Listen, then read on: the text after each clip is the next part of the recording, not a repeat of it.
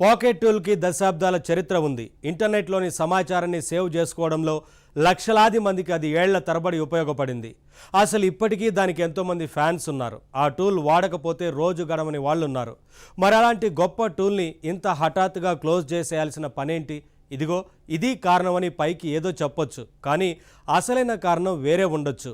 Pocket tool close అయిపోతుంది సరే, మరి దాన్ని నమ్ముకుని జనం సేవ్ చేసుకున్న సమాచారం మాటేంటి? ఏళ్ల తరబడి మనం ఇంటర్నెట్లో సేవ్ చేసి పెట్టుకున్న కంటెంట్ లింక్స్ అన్నిటికీ ఆశ వదులుకోవాల్సిందేనా? పాకెట్ యూజర్లు తమ విలువైన సమాచారాన్ని సేవ్ చేసుకోవాలంటే ఏం చేయాలి? ఈ ఇంపార్టెంట్ విషయాన్నే ఇప్పుడు తెలుసుకుందాం.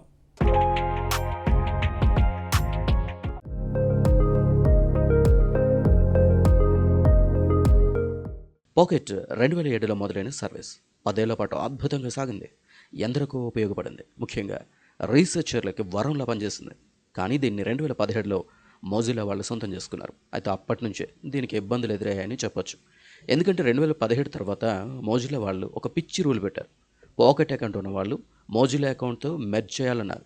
మోజిల్లా ఖాతాలోకి లాగిన్ అయితే తప్ప పాకెట్ వాడకుండా కొన్ని ఇబ్బందికరమైన షరతులు పెట్టారు. అది చాలామందికి నచ్చలేదు. మోజిల్లా ఖాతాను పాకెట్ ఖాతాతో సింక్ చేసుకోవడం చాలా మందికి ఇష్టం లేదు. అదే నెమ్మదిగా పాకెట్ని దెబ్బతీసింది. దాన్ని ఒక ఇండివిజువల్ సర్వీస్గా నడుపుంటే తన బాటలో తాను ముందుకు వెళ్ళేది. ఏదేమైనా కొన్ని దశాబ్దాలుగా ఇంటర్నెట్ యూజర్లకు అద్భుతంగా ఉపయోగపడ్డ టూల్ ఇప్పుడు షట్ డౌన్ అయిపోవడం బాధాకరం. అయినా అంగీకరించక తప్పని విషయం. అయితే ఇక్కడ ఒక ముఖ్య విషయం ఉంది. ఇంతవరకు పాకెట్ వాడిన వాళ్ళు తమకు నచ్చిన ఎన్నో వెబ్సైట్లన్నీ ఆర్టికల్స్ని పాకెట్లో సేవ్ చేసుకుని ఉన్నారు.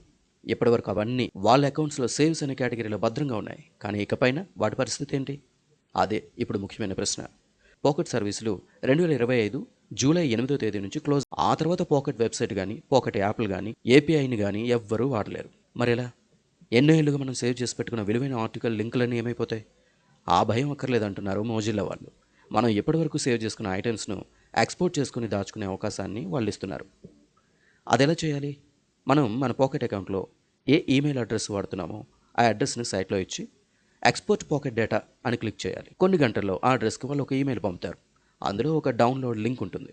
అది క్లిక్ చేస్తే ఒక CSV ఫైల్ రూపంలో మనం సేవ్ చేసుకున్న ఆ కంటెంట్ అంతా డౌన్లోడ్ అయిపోతుంది. అయితే వాళ్ళు ఇచ్చే ఈ లింక్ 24 గంటల పాటు మాత్రమే అందుబాటులో ఉంటుంది. కాబట్టి ఇప్పటికే మీరు పాకెట్ వాడుతుంటే ఆ అకౌంట్లో మీరు ఏవైనా విలువైన బుక్ మార్కులు దాచుకుని ఉంటే ఇప్పుడే అలర్ట్ అవ్వండి. జూలై 8, 2025 లోపు మీరు సేవ్ చేసుకున్న పాకెట్ లిస్ట్ మొత్తాన్ని ఎక్స్పోర్ట్ చేసుకుని డౌన్లోడ్ చేసుకోండి. ఆ సమాచార నిధి మనకి తర్వాత ఎప్పుడైనా ఉపయోగపడుతుంది.